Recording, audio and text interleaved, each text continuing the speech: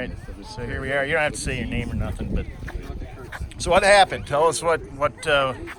Just driving, and I don't know. Check engine light came on, and it was fine. So oil temps were at like 230. Yeah. Pressure was at 75, something like that. No knock, no nothing. Boom. Just smoke screen. Really? No, you didn't have any issues before. No ticking, Nope, no nothing, no that you've noticed. Nothing. How long have you had the car? When did I get back from Hong Kong? This one, 3 months, 2 months, something like that. 2 months? Seriously? Did you see it? So here we go underneath here. The connecting rod through the bottom of the straight. Oh god. You can see right through the oil pan. Holy cow, I've never seen anything quite like that. Like it was still running when we stopped.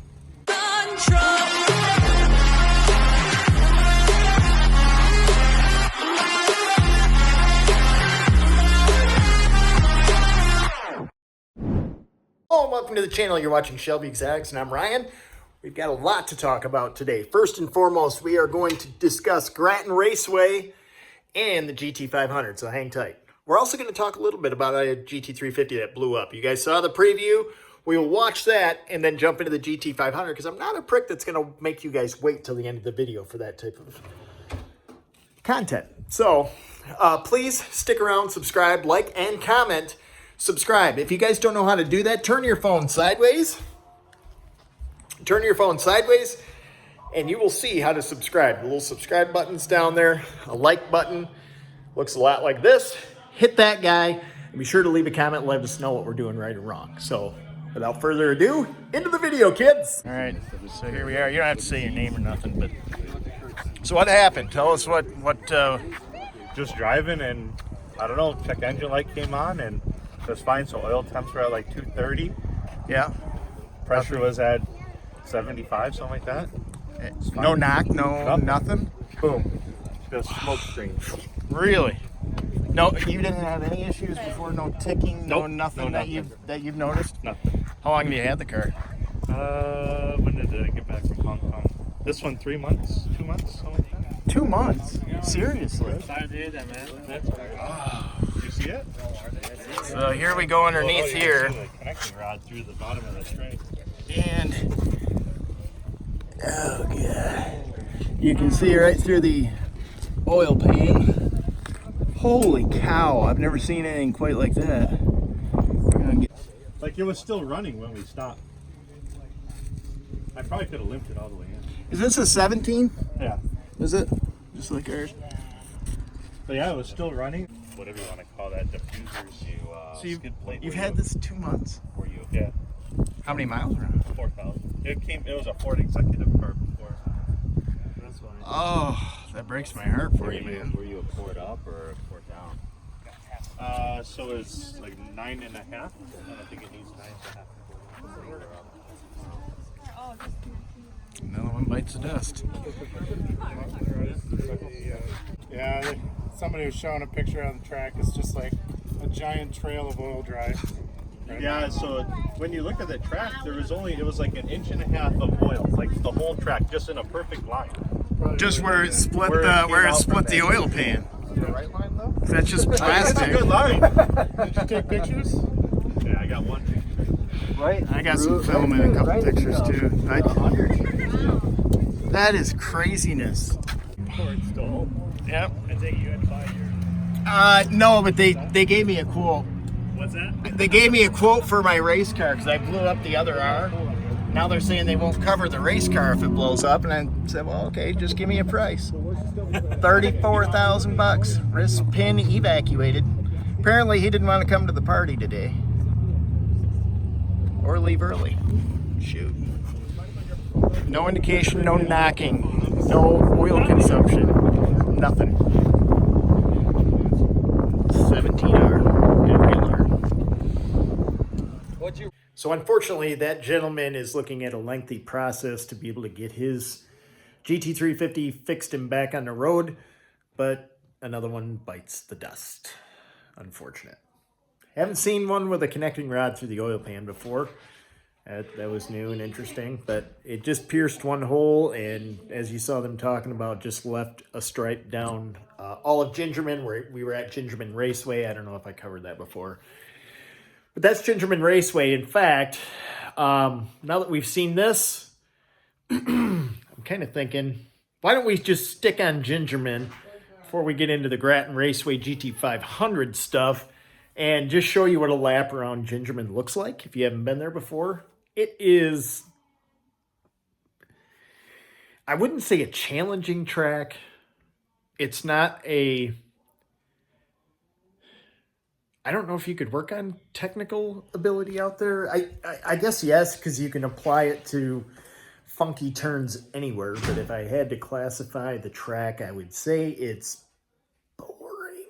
It's boring. It is boring. I find myself not looking forward to my sessions there because it's freaking frustrating, and you get through 7, 8, 9, and kind of 10 too. They just don't flow well. Like it's a hard right-hander to a weird more right-hander that you drift out a ways that doesn't feel right as a driver, only to jump into turn 9, which is like a kinky off camber. It just doesn't flow well. I'm not going to speak for anybody else. I know there's other drivers out there that I know very well that both he and I agree it just doesn't flow very well. If I could give Gingerman any more feedback, is let's put a little banking in. Let's make this thing fun and fast. And they got runoff for days. But you use the runoff because the car just gets upset and doesn't flow right. Like even 5 and 6. I think 5 and 6 are my favorite part of the track just because you drive into the corner super fast into a hard right-hander that you can, this is me grabbing a gear, downshifting into second in Rowdy, probably even second in the GT350 too, to get the car to kick sideways and shoot up the straightaway. So that's what I would call probably the most fun part of the track. But if it were up to me, I'd put banking in turn 11. So you just shot down the straightaway like a mofo. And then I would put banking in turn 1, but leave turn 2 just flat as a pancake. So you got to really jam on the brakes and upset the car and get all wanky.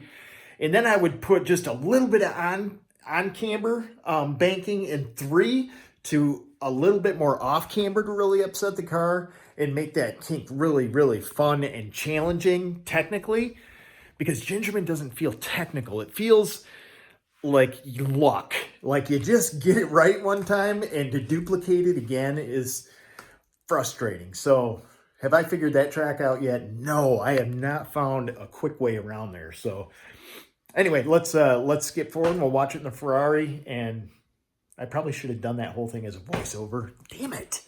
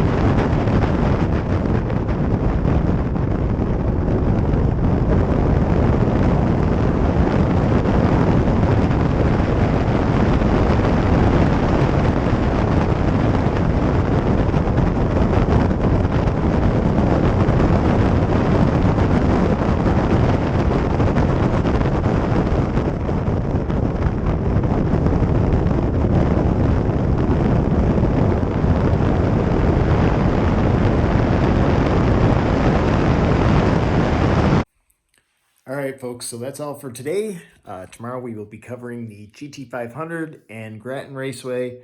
And remember, folks, the motto, always be kinder than necessary. And remember, always go flat. Wait, that's the wrong dude. Like, subscribe, and comment. Make sure you hit the bell. Do your thing. We will see you shortly. I don't even really have a tagline, so we'll, I don't know, maybe I should get one. We'll think about it. See you tomorrow. You remember what you're doing in there? All right.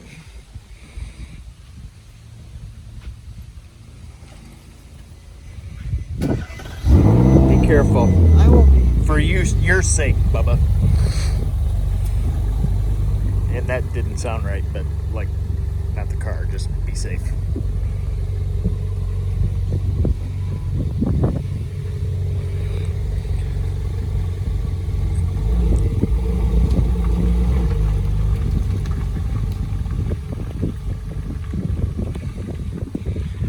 Hey Cam, where's the keys to the Hellcat? Are the keys in it? Okay.